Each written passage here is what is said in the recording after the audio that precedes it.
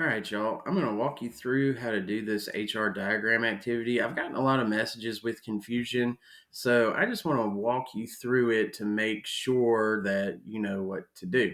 Okay. There are two attachments to this assignment. First is what's called the HR diagram activity, and then the star circles. Okay. This is the activity. These are the star circles. Okay. Each of these star circles, they have their name, their brightness, and their temperature in degrees Kelvin. Okay. But let's walk through this. All right. Um, as it says up here, organizing our star data into a visual representation will make it easier for us to analyze the stars and look for connections between their observable, what we can see, properties, mass, and lifespan. Okay.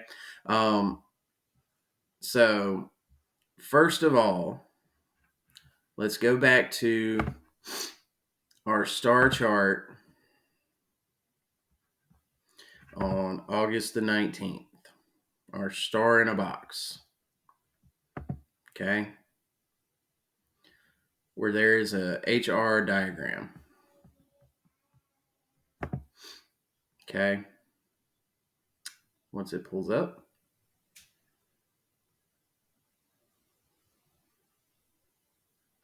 All right. I'll scroll all the way down here real quick. Because that's for. Whoop. Okay. I'm going to zoom in.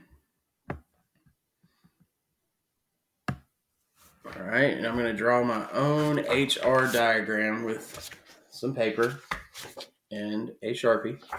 Okay. Over here on my Y axis, I'm going to label it brightness.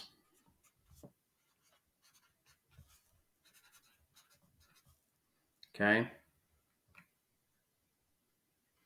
And these are all in like number of suns compared to our sun. Everything is relative to our sun.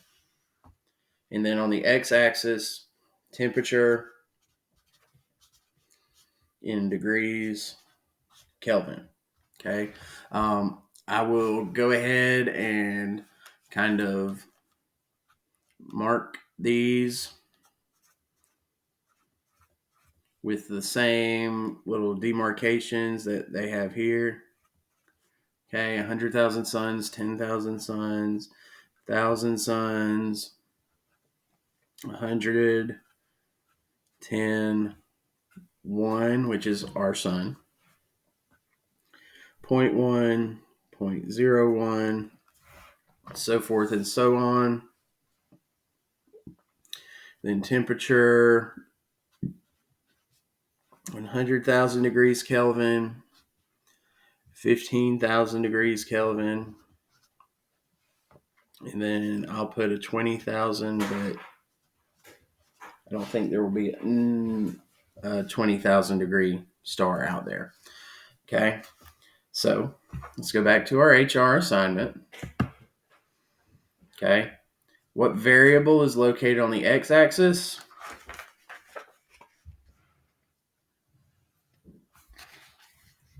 It's degrees Kelvin. Okay, it's temperature. All right, the range is from, whoops, I just knocked my paper. Okay, the range is from 10,000, or excuse me, 100,000 degrees Kelvin to 10,000 degrees Kelvin. That's what it looks like. Okay. And then I'll put a 5,000. Okay. The x-axis on the HR diagram is kind of weird that it starts big and gets small as you go further out, but you'll see why in just a second. Okay. What variable is located on the y-axis? Well, we talked about it. That's the brightness of the star, how visible it is. That's another word for that is luminosity. Okay, how luminous it is. Now, this is where we're going to plot where these things go. Okay. All I wanted you to do is work your way through these stars. Okay. Work your way through these stars and label them and place them on your HR diagram. If we were doing this in class, I would have these for you to cut out and we'd put them on poster paper. And we still may do that just so we can keep this as kind of an anchor chart in class. All right, because it will be helpful.